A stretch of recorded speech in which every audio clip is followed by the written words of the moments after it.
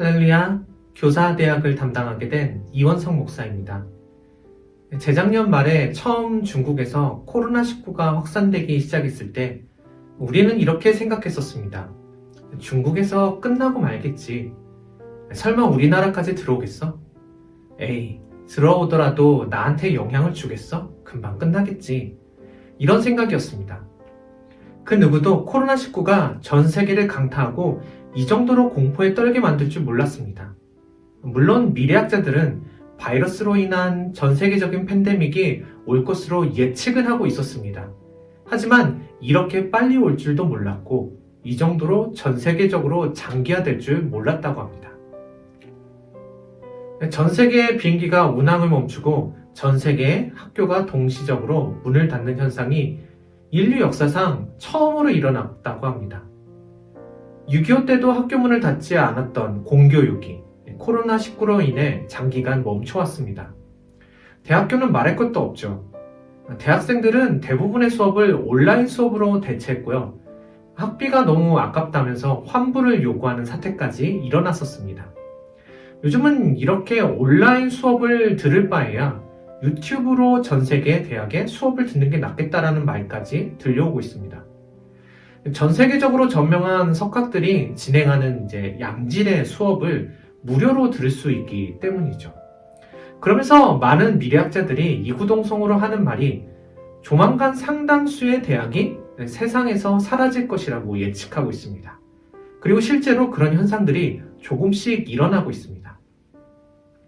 온라인을 통해 무료로 또는 대학교 학비보다 수십 배, 수백 배 저렴한 비용으로 최상급의 교육을 받고 학위마저도 딸 수 있는 시대가 왔기 때문이죠.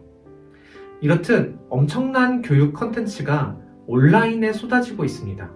자연스럽게 교육의 질은 상향 평준화가 되었고요. 웬만한 수준의 영상과 교육은 이제 눈에 차지도 않습니다.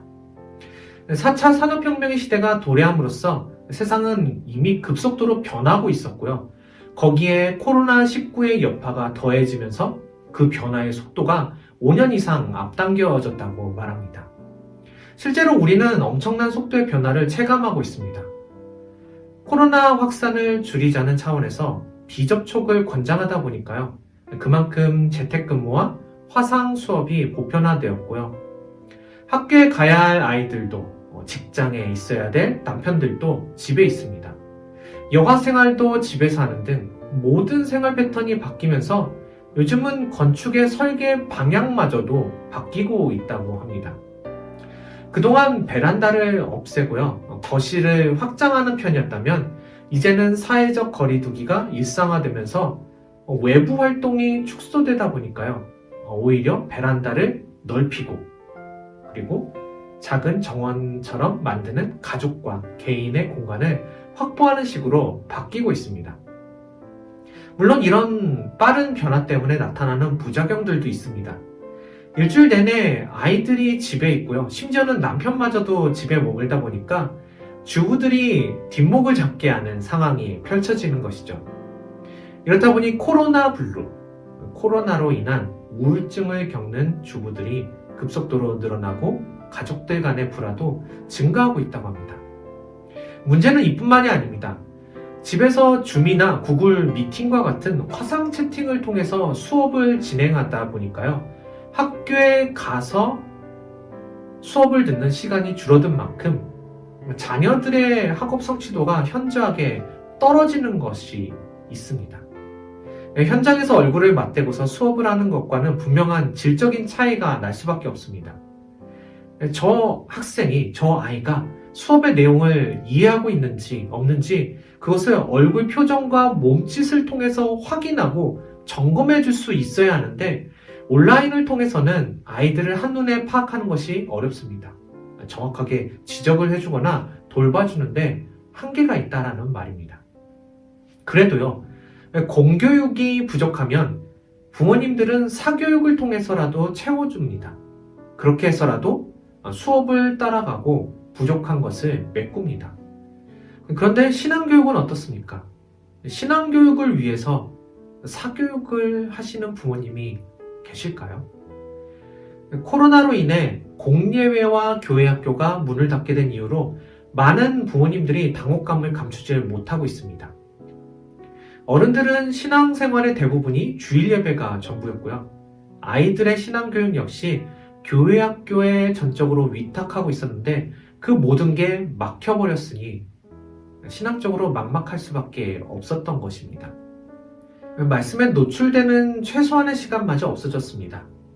우리 아이들이 말씀에 노출되는 시간이 얼마나 된다고 생각하시나요? 아이들이 말씀에 노출되는 시간을 비율로 따져보면 다음과 같습니다. 일주일을 시간으로 환산하면 168시간이고요. 이 중에 단 1시간, 주일 학교에서 예배드리는 시간을 100분율로 따져보면 0.59%밖에 안 됩니다. 물론 이것도 예배 시간 내내 말씀에 노출된다는 전제하에 계산한 것입니다. 실질적으로 아이들이 말씀을 암송하거나 목사님의 말씀을 듣는 시간은 고작해야 15분 정도입니다. 공과 시간을 합친다 하더라도 1시간이 채 되지 않습니다. 코로나 이전에도 이 정도였는데 코로나를 겪고 있는 지금 아이들의 영적 수준은 어떻겠습니까? 이러한 모습이 지속된다면 아마 한국교회는 오늘날의 지금의 유럽교회 모습과 비슷한 모습으로 순식간에 전락할지도 모릅니다. 유럽은 종교개혁이 일어났던 지역입니다. 믿음의 거장들이 종교개혁을 일으켰던 곳입니다. 교회 장로가 한 도시에 시장을 했었고요. 교회가 은행의 금리를 정했다고 합니다. 오늘날 신학교에서 공부하는 대부분의 개혁 신학의 정수들이 그 당시 유럽의 신학자들에 의해서 세워졌습니다. 그랬던 유럽이 지금은 기독교 인구가 5%도 채 되지 않고 수천 명이 예배드리던 그 거대하고 화려한 예배당들은 마켓이나 극장 아니면 식당으로 바뀌거나 무슬림에 넘어간 지 이미 오래되었습니다. 그나마 명맥을 유지하고 있는 몇몇 교회들도요, 20명에서 30명 남짓 예배를 드리고 있는 것이 지금의 실정입니다. 제가 영국에서 공부를 했었습니다. 영국에 있었을 때 다녔던 교회는요, 역사가 100년이 넘는 교회였는데 그 교회 건물 하나를 시간대별로 나눠서 한인교회와 선교단체가 돌아가면서 사용하고 있었습니다. 하나의 건물을 여러 교회가 공유하고 있었던 것이죠. 이렇게 여러 곳에 대여를 해줘도 건물을 유지하기가 힘들어서 건물 곳곳은 보수하다가 중지한 모습 그대로였고요. 저는 예배 드리는 내내 무너질까봐 걱정하면서 예배를 드렸던 기억이 납니다.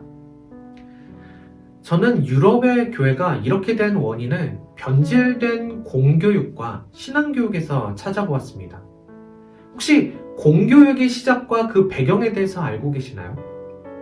과거 산업혁명 당시 시골의 농부들도 산골짜기 양치기들도 산업화의 바람에 발맞춰서 영국을 비롯한 유럽의 대도시로 이동하기 시작했습니다. 엄청난 인파가 도시로 몰렸습니다. 대부분의 부모님들은 공장과 같은 일터로 향했고요. 아이들도 탄광에서 하루에 16시간씩 일했다고 합니다. 아이들이 탄광 일을 하는데요. 어른들이 들어가기 힘든 비좁은 공간은 아이들이 도맡아서 일했다고 합니다. 그래서 아이들이 탄광에서 일했던 것이죠. 이른 씨는 주말이 되면 갈 곳을 잃은 아이들이 음침한 골목길을 뛰어다니면서 욕설을 내뱉고 싸웠습니다. 탄광에서 일하다 보니까 죄수들보다 더욱더 허름한 옷에 핏기는 하나도 없는 그러한 창백한 얼굴로 흙탕물에 뒹굴면서 싸우는데 하루는 로버트 레이크스라는 한 젊은이가 이러한 모습을 보고서 하나의 꿈을 꾸기 시작합니다.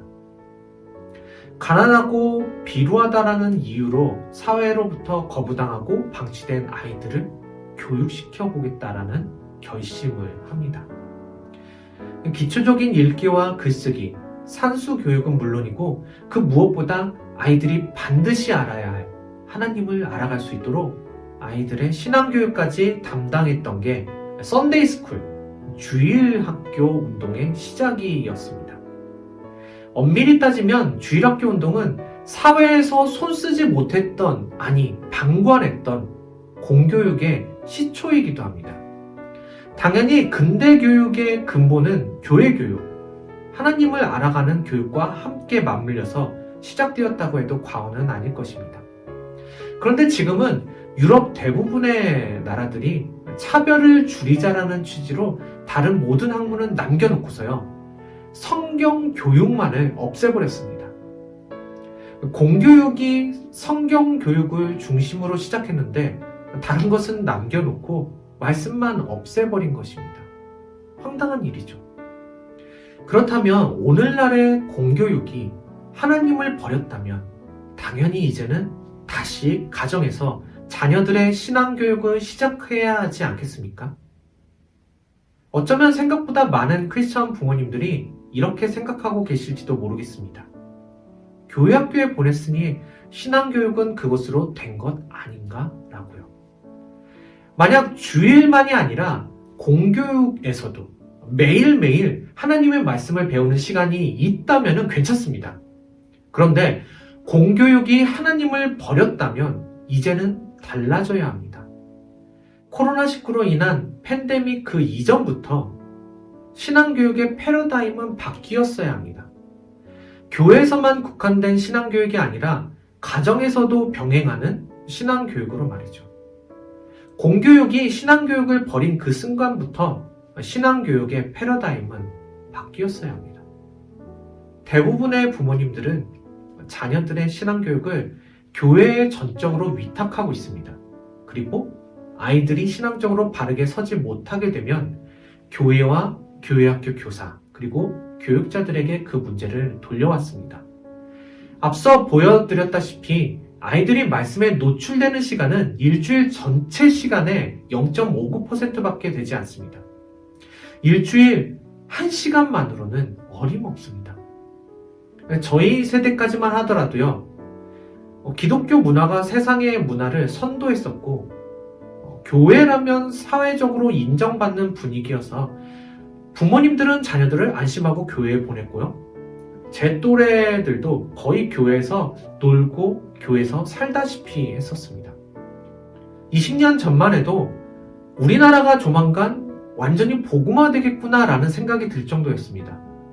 주변의 대부분의 친구들이 교회를 다니고 교수님도 교회를 다니고 슈퍼마켓 아주머니도 교회를 다니시고 심지어 오락실 주인 아저씨도 교회를 다니던 그 시대가 불과 15년, 20년 전이었습니다.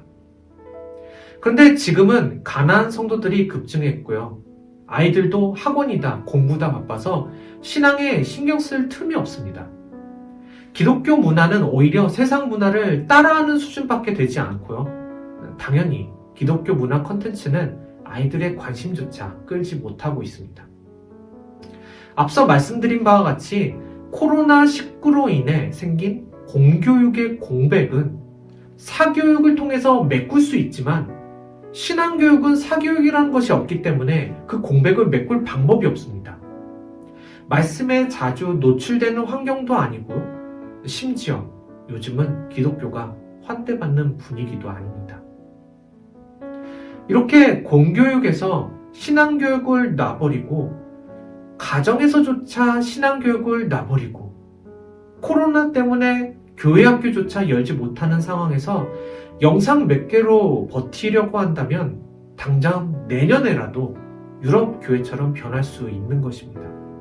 이미 그렇게 변해가고 있습니다. 유럽 교회처럼 변해갈 한국 교회의 모습을 떠올려 보니까 두렵고 떨리는 마음으로 이 말씀이 갑자기 떠올랐습니다. 사사기 2장 8절에서 10절까지 말씀입니다. 여호와의 종 눈의 아들 여호수아가 110세의 죽음에 무리가 그의 기업의 경내 에브라임 산지 가하스산 북쪽 딥낫 헤레스에 장사하였고 그 세대의 사람도 다 그 조상에게로 돌아갔고 그 후에 일어난 다른 세대는 여호와를 알지 못하며 여호와께서 이스라엘을 위하여 행하신 일도 알지 못하였더라. 출애굽을 위해 큰 일을 행하셨던, 그리고 광야에서도 큰 일을 행하셨던 여호와 하나님을 알고 있었던 여호수아와 어른 세대들이 죽음을 맞이하고 난 후, 이제는 이스라엘 백성들을 위해 놀라운 일을 행하셨던 하나님을 모르는 세대가 일어났다고 말씀하고 있습니다. 그런데 말씀을 자세히 한번 보십시오. 말씀에 이 세대를 어떤 세대라고 표현하고 있습니까? 다른 세대라고 말합니다. 다음 세대가 아니라요, 다른 세대라고 말합니다. 무슨 말입니까? 하나님의 일하심과 역사하심을 전혀 알지 못하는 신앙이 전혀 다른 세대라고 표현합니다. 당연히 하나님은 알고 있었겠지만 하나님이 어떠하신 분인지, 하나님께서 어떤 구원의 역사를 이루어오셨는지 그것을 제대로 전달받지 못한 세대는, 신앙의 전수가 제대로 이루어지지 않은 세대는 다음 세대가 되지 못한다는 말이기도 합니다. 다음 세대가 되었어야 할 그들은요, 왜 다른 세대가 되어버렸습니까? 이유는 간단합니다. 사사기 1장과 2장에서 일어난 일을 보면은 알 수 있습니다. 가나안 땅을 정복하고 분배받아서 자신의 기업으로 돌아간 각 지파 사람들이 땅을 일구면서 열심히 살아갔습니다. 그런데 이때 세속의 대명사인 가나안 사람들을 완전히 내쫓지 못하고 함께 일하는 장면이 서술되어 있습니다. 가나안 사람들과 함께 일하는 것이 무슨 문제가 되겠냐고 물어보실 수도 있겠지만 가나안 사람들의 영향력을 무시하면 안 됩니다. 우리가 가나안 하면 그저 적과 꿀이 흐르는 비옥한 곳이라고만 생각하는데요. 사실 가나안은 그 당시 세계적인 문화도시였습니다. 왜냐하면 인류 최대의 문명지인 이집트 문명, 그리고 메소포타미아 문명을 잇는 다리 역할을 하고 있었기 때문에 두 문화 모두를 섭렵하고 있었고요. 그만큼 눈부신 풍요를 누리던 도시였습니다. 애굽이 오늘날 번영의 아이콘인 뉴욕쯤 된다면 가나안은 문화의 중심지인 프랑스 파리쯤 된다고 보면 될 것 같습니다. 문화의 중심지였던 만큼 물질 만능주의는 물론이고 전 세계에서 모여든 온갖 우상이 널려있는 우상 숭배가 팽배했던 곳이 바로 가나안이었습니다. 그런 가나안 사람들과 함께 일을 하면서 그들의 문화를 고스란히 받아들이고 있었는데 거기다가 분배받은 기업을, 땅을 일구느라 정신이 없어서 신앙의 대물림을 소홀히 했더니 하나님의 다음 세대가 됐어야 할 자녀들이 하나님을 인격적으로 모르는 다른 세대가 되어버렸던 것입니다. 사사기 2장 10절에 여호와를 알지 못하여, 여기서 나온 알다는 히브리어 야다에서 나온 단어입니다. 단순히 지식적으로 아는 게 아니라 부부가 삶을 통해서 서로를 알아가듯 그 삶 전체로 알아가게 되는 그 알물 말할 때 사용하는 단어입니다. 이스라엘의 자녀 세대들이 여호와를 알지 못했던 것은 지식으로 하나님을 알지 못했기 때문이 아닙니다. 삶을 통해서 알아가는 그 하나님을, 신앙의 대물림을 통해서만 알 수 있는 그 하나님을 몰랐기 때문입니다. 아이들의 삶이 흐르는 가정에서, 학교에서 온몸으로 하나님을 알아가야 하는데 학교에서는 진즉 하나님을 버렸고요. 가정에서도 정신없이 일하느라 마땅히 전수했어야 할 신앙을 전수해주지 못했습니다. 우리가 지금까지 교회 학교에서의 신앙교육으로 만족하고 그것으로 하나님을 알아가기에 충분하다고 생각하고 있었다면 우리는 과감히 그 생각을 버려야만 합니다. 그리고 교회에서만 하는 신앙교육에서 교회와 가정, 그리고 더 나아가서는 일상에서의 신앙교육이 함께 어우러져야 우리 아이들이, 우리 자녀들이 믿음이 다른 세대가 아닌 믿음의 다음 세대로 나아갈 수 있게 되는 것입니다.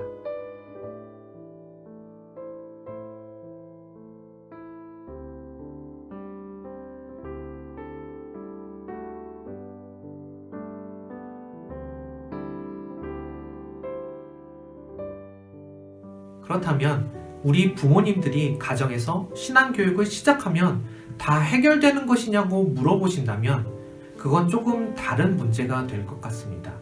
다른 방향에서 살펴봐야 합니다.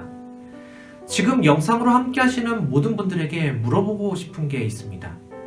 우리나라 교육이 정말 바르게 나가고 있다고 생각하시나요? 코로나 사태를 맞이한 우리 크리스찬들이 예배란 무엇인가, 교회란 무엇인가 라는 주제를 놓고서 진지하게 생각하고 그 본질을 찾아가고 있다면 일반 사회에서는 교육이란 무엇인가를 놓고서 끊임없이 고민을 하고 바른 방향성을 찾고자 노력하고 있습니다. 저는 당연히 한국에서 초중 고 대학교를 다녔고요. 미국에서도 공부를 해봤고 영국, 다시 말해 유럽권에서도 공부를 해보았습니다. 미국, 유럽, 아시아의 교육을 다 접해보았습니다.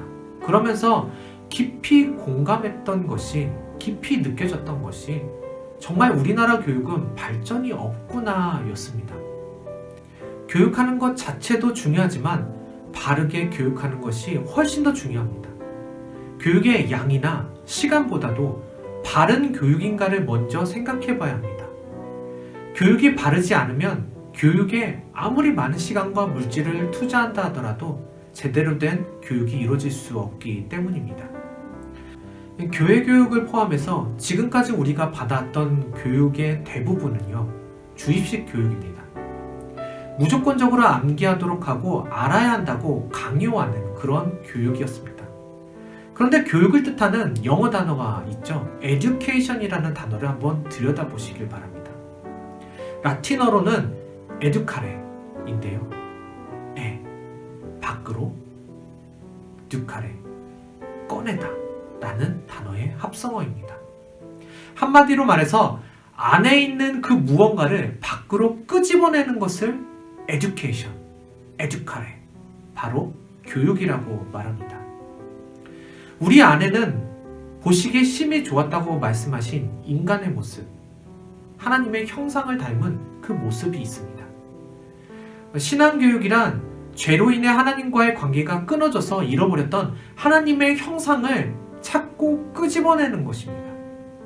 말씀을 집어넣는 것이 아니라 오히려 말씀을 통해서 그리스도를 닮은 우리의 모습을 밖으로 끄집어내는 것이 신앙교육입니다. 그런데 우리는 지금까지 주입식 교육만 받아오다 보니까 가정에서도 교회에서도 말씀을 읽어라, 암송해라 정도의 신앙교육을 했었고요. 공과에 답을 다는데 모든 시간을 소비하는 신앙교육을 해왔던 것입니다.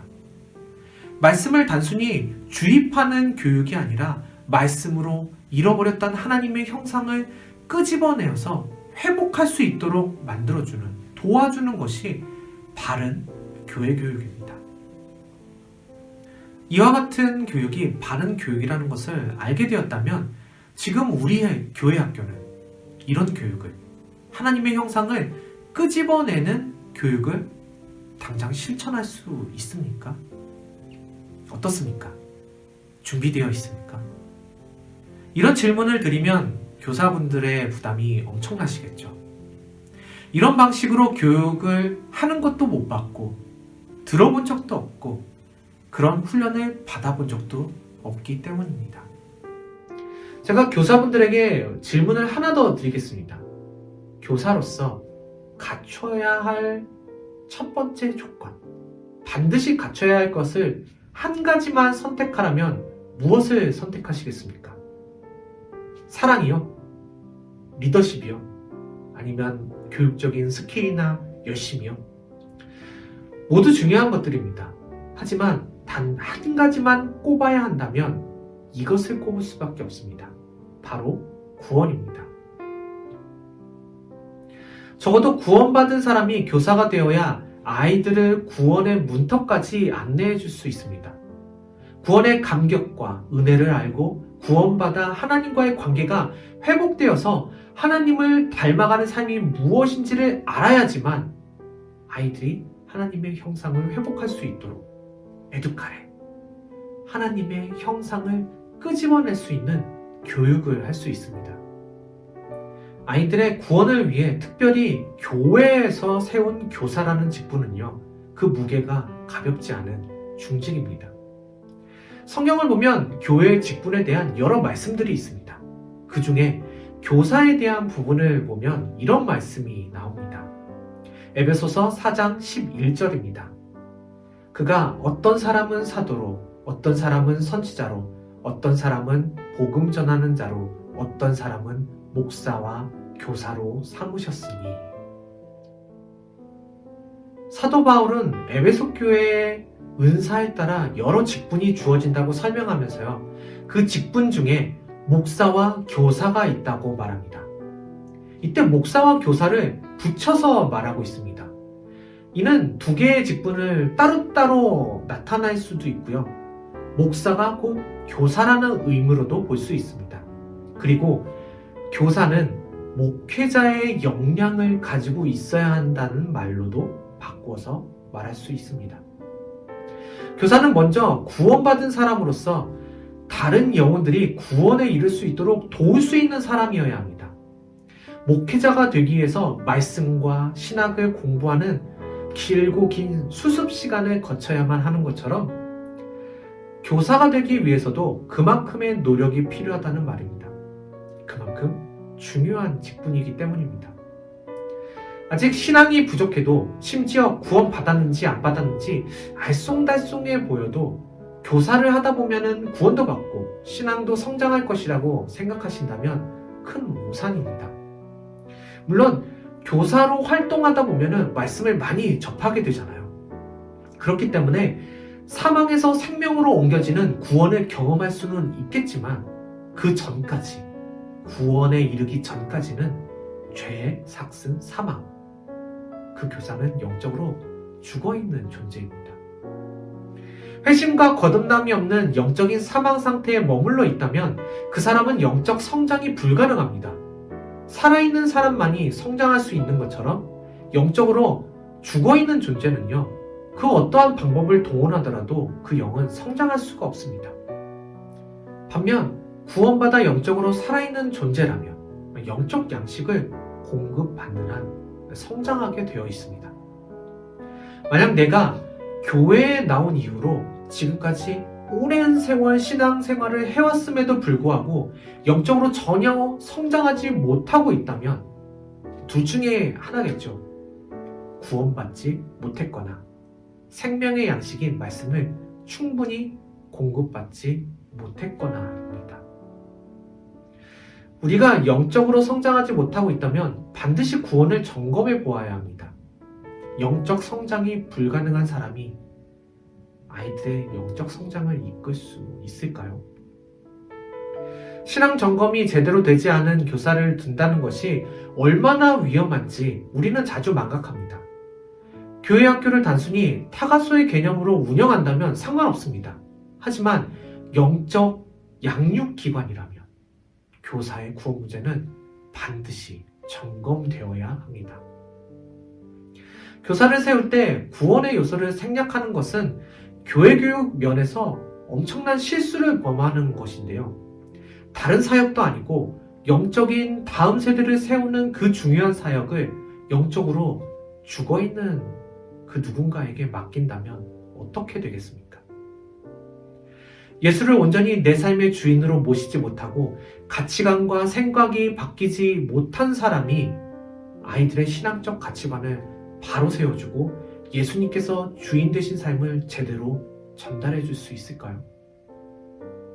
혹시 지금 영상을 보시는 교사나 부모님들 중에 지금까지 교회에서 교사로 활동하시면서 교사가 되기 전에 구원이나 신앙의 견고함을 담임 목사님 또는 교회학교 담당자에게 점검받고 교사가 되신 분 있으십니까?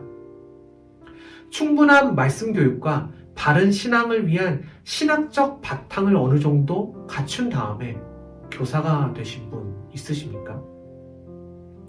대형교회가 아닌 이상 교사가 되기 위해서 앞다퉈서 교회 학교로 몰리는 그런 교회는 거의 없습니다.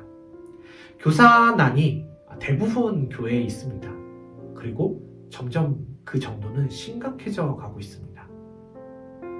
그래서 조금만 젊으면 어느 정도 교회 생활 경력만 있으면 신앙이 조금 부족해 보여도 세상에서 사회복지나 어린이집, 유치원 교사로 활동하고 있다면 자격이 충분하다고 두 손 벌려서 교사로 영입합니다. 그렇게 하면 당장의 인력난은 어느 정도 해소할 수 있겠죠. 하지만 장기적으로 보면 큰 타격을 입을 수밖에 없습니다. 아이들은 영적 성장이 멈춰서 다음 세대가 아닌 다른 세대가 되어갈 것이고요. 구원의 문제를 점검받지 못하고 영입된 교사들은 영적으로 성장하지 못하는 그러한 상황 속에서 아이들의 영적인 것을 책임져야 하니까 그것이 감당이 안 돼서 떠나버리는 경우가 발생하게 됩니다. 그냥 떠나는 것도 아니고 없는 영역을 짜내려고 하다가 탈진해서 영원히 교회를 떠날 수도 있습니다. 하지만 견고한 믿음 가운데 교회 교육에 대한 사명감이 있는 사람이 교사가 되었다면 그 사람은 항존직처럼 자신의 직무를 수행할 것입니다. 이렇게 교사를 키우고 세우는데 시간은 좀 더디 걸리고 당장 인력난으로 조금은 힘들더라도 멀지 않은 미래에는 건강한 교회 학교가 세워질 것을 믿으면서 우리는 교사를 강하게 키워야 됩니다. 이렇게까지 깐깐하게 교사를 세워야 하냐고 생각하시는 분들도 있으시겠지만 반드시 그래야 합니다. 제가 영국에 있었을 때의 일입니다. 영국에 갈 때 생활비 문제로 가족들은 한국에 두고 저만 홀로 갔었습니다. 가족들이 함께 가면 영국의 그 어마어마한 물가를 생각해 볼 때 금방 파산할 것 같았거든요. 그래서 혼자 갔고 혼자서 하숙을 하며 지냈습니다. 하숙집 주인은 69세의 이름은 네리나라는 이탈리아 할머니였습니다. 저녁마다 함께 뉴스를 보는 게 저의 일과였는데요. 하루는 같이 BBC 뉴스를 보고 있는데 북한에 대한 특보가 나왔습니다. 핵실험에 대한 그런 뉴스였습니다. 이때 하숙집 할머니가 저에게 이렇게 물어보더라고요. 한국 사람들은 불안해서 어떻게 살아가? 북한이 쳐들어올까봐 두렵고 떨리는 마음으로 사는 거 아니야? 불안해서 어떻게 살아? 이렇게 물어보더라고요. 그래서 이렇게 대답했습니다. 한국에서는 아무도 북한의 위협을 의식하고 있지 않다. 그러자 이탈리아 할머니가 깜짝 놀라면서 이러시더라고요. 너희 나라 지금 휴전 중인 거 아니야? 맞다고 말하니까 어떻게 전쟁 중인데 그렇게 북한에 대해서 무감각할 수 있냐고 저에게 이상하다는 듯 물었습니다. 저도 가만히 생각해 보니까요. 종전, 전쟁이 끝난 것이 아니라 휴전, 여전히 전쟁 중에 있다라는 사실을 깨달았습니다. 우리는 은연중에 전쟁을 치르고 있다는 사실을 까먹습니다. 북한이라는 눈에 보이고 주기적으로 위협을 가하는 존재가 있음에도 불구하고 우리는 전쟁 중이라는 사실을 실감하지 못합니다. 하물며 눈에 보이지 않는 영적 전쟁에 대해서는 우리가 얼마나 둔감하겠습니까? 교사란 영적 전쟁을 치러야 할 다음 세대들이 영적인 군사로 세워질 수 있도록 훈련시키는 영적인 교관인 셈입니다. 교사들의 구원을 강조하고 점검하는 이유는요, 다음 세대의 구원이 시급하기 때문입니다. 이 시대가 영적으로 얼마나 악합니까? 나날이 악해져만 가는 이 세상에 우리 아이들을 건드리지도 못하게 하려면 이 방법밖에 없습니다. 하나님께로부터 나신 자가 그를 지키심에 악한 자가 그를 만지지도 못하느니라. 요한일서 5장 18절 말씀입니다. 우리 아이들 주변에 얼마나 많은 영적 싸움이 있고 보이지 않는 악한 세력들이 있는지 아십니까? 요즘 세상이 아이들의 정체성을 얼마나 흔드는 줄 아십니까? 남녀 구분이 없어졌습니다.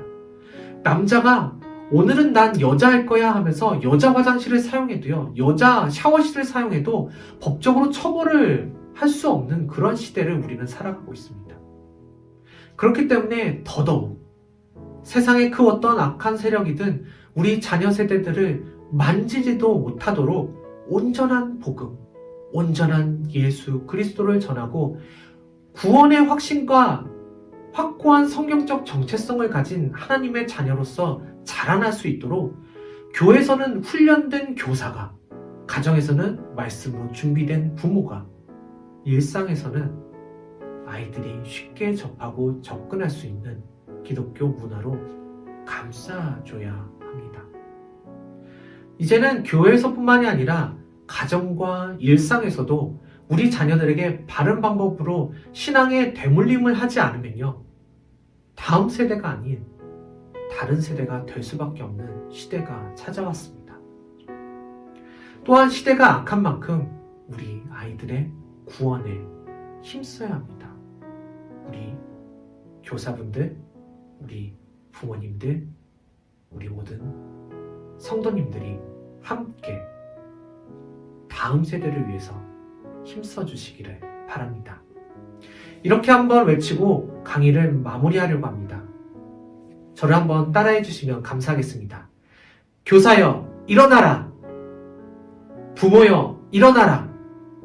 다음 세대여, 일어나라! 아멘.